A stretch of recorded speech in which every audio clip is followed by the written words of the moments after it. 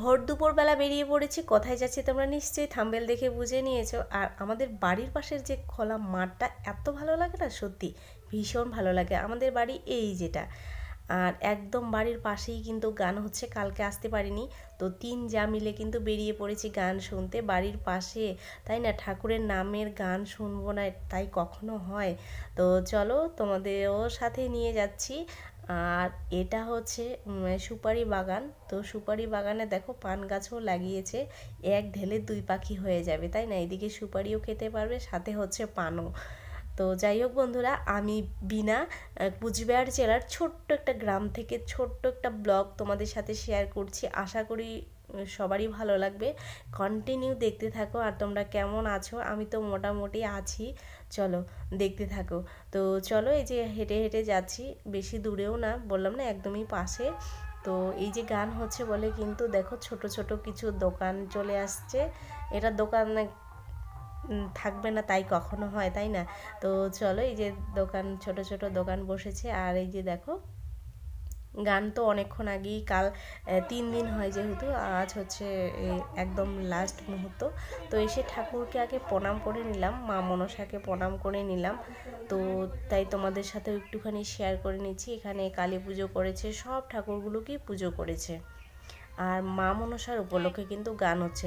সত্যি বন্ধুরা, না দেখলে কিন্তু কোনো কিছুই বোঝা যায় না। সত্যি আমি আজকে ভালোভাবে দেখেছি, সব কিছুই বুঝেছি, তাই আমি চোখের জল ধরে রাখতে পারিনি, জানো? কারা কারা মা মনসার গান শুনেছো কমেন্ট করে জানিও। কেন বুঝো না, পুরিলে না পাই পুত্র ভাসাইলে যদি পাই, আগামী গঙ্গার জলে ভাসতে দাও দুর্লভ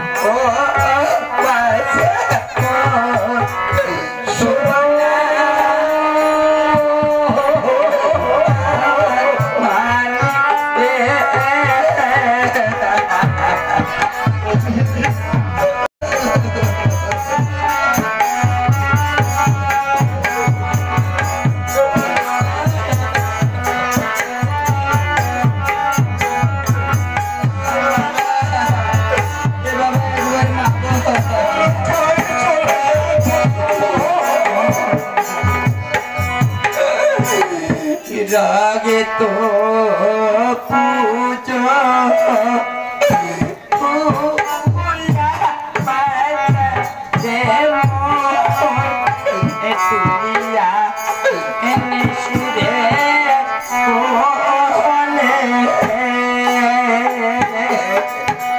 তো